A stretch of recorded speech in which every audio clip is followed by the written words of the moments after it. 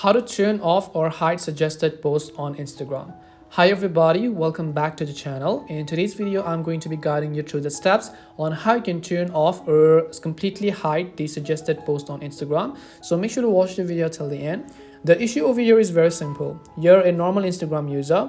You browse through your friends' feeds, you browse through all the profiles. But after all of the profiles is actually ended, you get this annoying little suggested post that Instagram thinks is to your liking, but personally you're not a great fan of it. You don't want to get recommended such contents, or all in all, you just want to turn off suggested posts because you don't want to see them at all.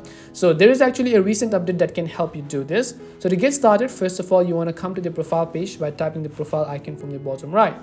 Then just tap the three lines icon from the top right hand side. Then you simply want to go to the option called settings.